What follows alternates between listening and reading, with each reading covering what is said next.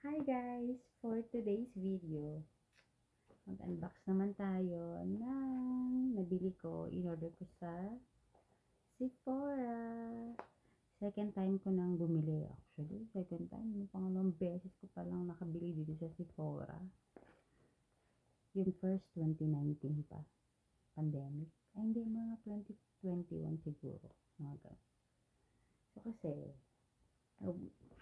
umuwi kami ng Pilipinas last year. So, itong aking sunscreen, BLK, paubos na. Kaya, kailangan ko ng sunscreen for my face. Kaya, nag-try ako ng umorder sa Sephora.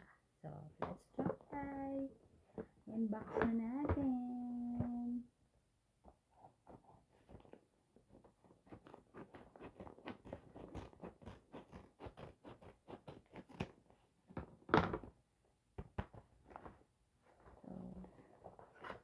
Yung in-order ko, dalawang in-order ko. Ito yung sa sunscreen. Tinted. Yung brand. Ay, ano ba? Yung brand niya. Tingnan natin kung gaano kalaki. Ito siya. Ganyan siya kalaki. Tapos ito naman yung nabili ko sa Pilipinas. So, yan. Maliit lang pala.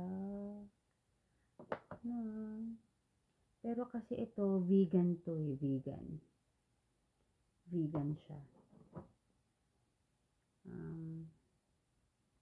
Yeah. Invisible Sunscreen Stick SPF 50. Tapos, bumili rin ako nito. Nag-order din ako nitong isa. Ito naman parang serum naman siya. Serum.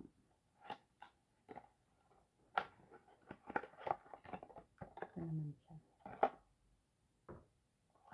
O, sana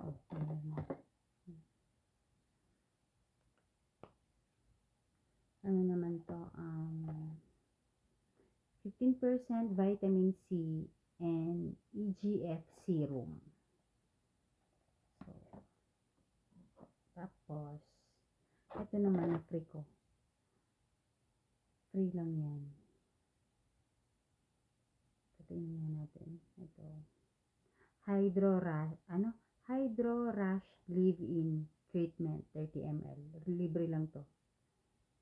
Yun. Tapos, ito kaya ko siya nagustuhan kasi yung skin ko, dry. Dry yung skin ko. Lalo na pag summer. So, ito naman, good for combination skin. For normal, pwede siya normal, sa oily, at saka sa dry skin.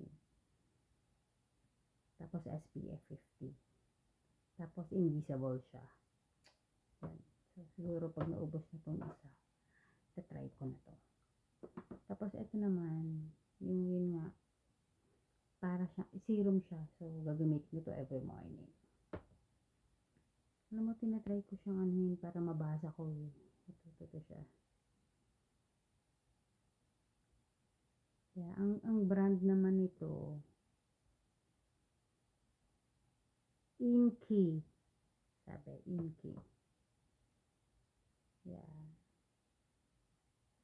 Vegan, tapos fragrance free.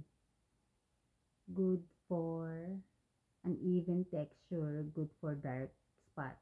Saka may vitamin C. Oh, maganda to. Sana maghiyang sa face ko. Diba? For normal, dry, combination, and oily skin din pala siya. So, same thing din ito, which is nice, diba? Same sila. So, ayun lang. Na-excite lang ako. At namiss ko na mag-vlog. Okay. Have a good night, guys. Bye.